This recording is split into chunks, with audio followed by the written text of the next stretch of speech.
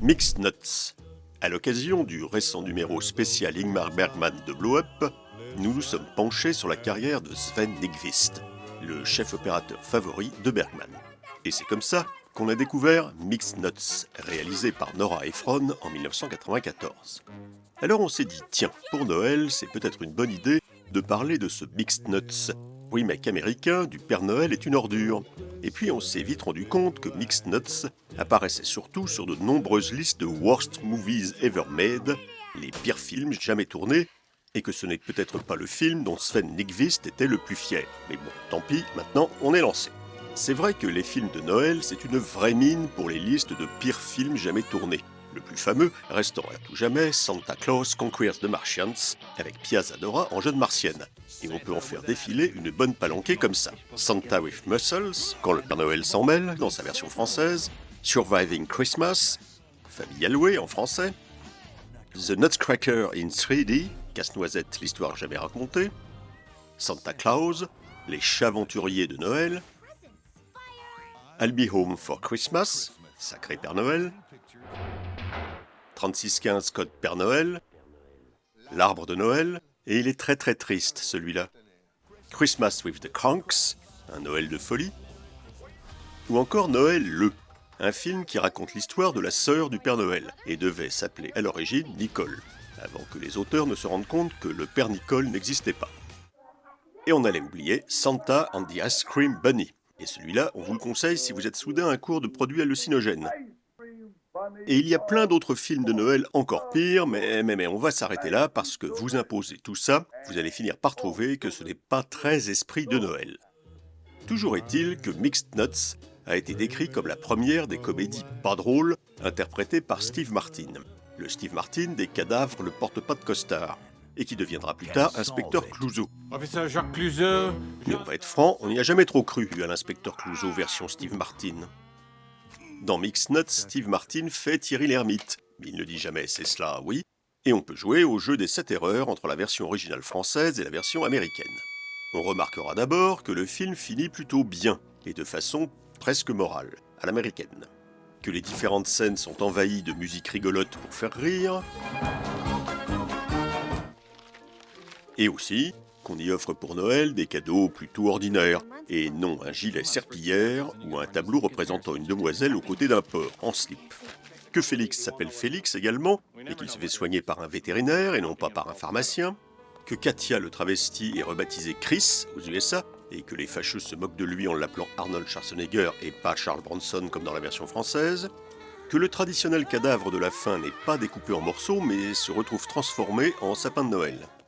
Et que la zazette épouse X américaine, 1. n'a pas les dents en avant, et 2. finit par accoucher réellement, d'un petit Jésus californien. Parce que, n'est-ce pas, c'est la féerie de Noël. Noël, Noël. Et en plus, dans Mixed Nuts, il n'y a pas vraiment de Monsieur Preskovitch ni de Klug. Monsieur Preskovitch étant remplacé par Adam Sandler, tout jeune, qui joue de l'ukulélé. En fait, dans ce jeu des 7 erreurs cinématographiques, l'erreur principale de Mixed Nuts semble bien être le film lui-même.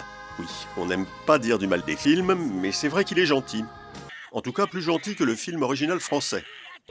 Et encore plus gentil que la pièce dont il était tiré, mais on ne va pas partir là-dessus puisque tout le monde connaît. En France, tout au moins. On pouvait du reste déjà jouer au jeu des 7 erreurs entre le film et la version filmée de la pièce. Parce que c'est comme ceux qui étaient Beatles et ceux qui étaient Rolling Stones, il y a ceux qui préfèrent le film de Jean-Marie Poiré et ceux qui préfèrent la pièce, filmée par Philippe Galland. Nous, on pense qu'on préfère la pièce filmée, avec sa sobriété de mise en scène, son respect des 3 unités de temps, de lieu et d'action, et son décor tout en intérieur, qui a un petit côté Kammerspiel, théâtre de chambre, des années 20, et nous évoque même un peu une pièce de Strindberg. On a dit un peu. Et même, tiens, tant qu'on y est, cette version pièce filmée nous fait penser également à l'adaptation, en plein air pour le coup, de la tragédie de Corneille Othon, par les regrettés Jean-Marie Straub et Daniel Huillet, Othon, ce fameux film crash test, tout au moins pour les spectateurs, sorti en 1970.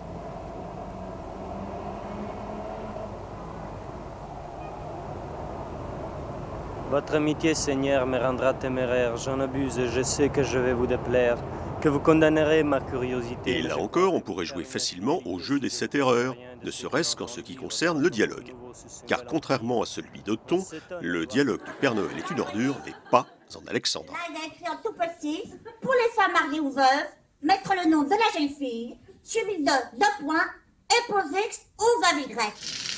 Que voulez-vous, Seigneur, qu'enfin je vous conseille? Je sens un trouble égal d'une douleur pareille. On se souvient que Marguerite Duras avait fait tout ce qu'elle avait pu pour promouvoir Othon, puisqu'elle lui avait consacré un article enthousiaste dans le numéro 15 de Politique Hebdo en janvier 1971, un article qui avait été résumé par le slogan « Soyez pas cons, allez voir Othon ». Mais cela n'a pas empêché que finalement peu de gens y sont allés voir Othon, et qu'aucun remake américain n'en a été envisagé jusqu'à présent. Contrairement par exemple à Trois hommes et un couffin devenu Three Men and a Baby, La Totale devenue True Lies, ou Le Père Noël est une ordure devenu donc Mixed Nuts. Remakes qui ont tous plutôt bien marché, sauf Mixed Nuts, qui a été ce que l'on peut appeler gentiment un bide, et qui n'est jamais sorti en France à ce jour, à part sous la forme d'une édition VHS SECAM et sous le titre de Joyeux Noël. Ah, bonne idée de titre ça, Joyeux Noël. Voilà qui nous fait un peu regretter de ne pas avoir plutôt choisi comme sujet cet autre film de Noël intitulé Joyeux Noël, Felices Pascuas dans sa version originale espagnole. Un titre qui nous avait paru bizarre de prime abord avant qu'on ne se rende compte qu'en espagnol, Felices Pascuas ne voulait pas dire seulement Joyeuse Pâques, mais aussi Joyeux Noël, on en apprend tous les jours. Felices Pascuas!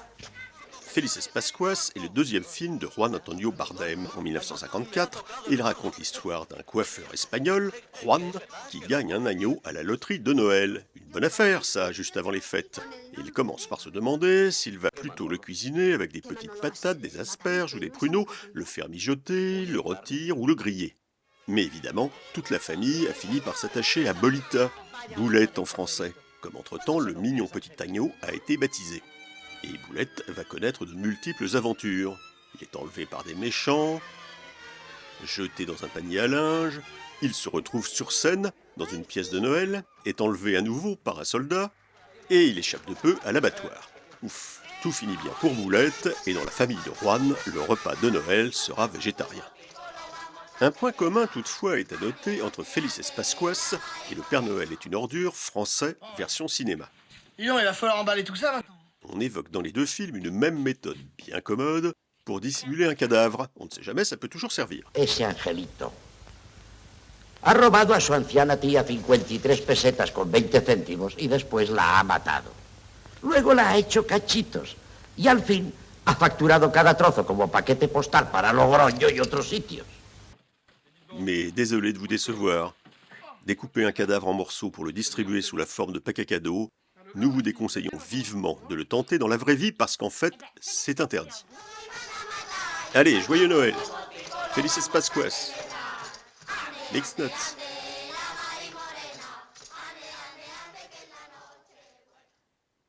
Et Bob Dylan alors, on n'y a pas droit cette année?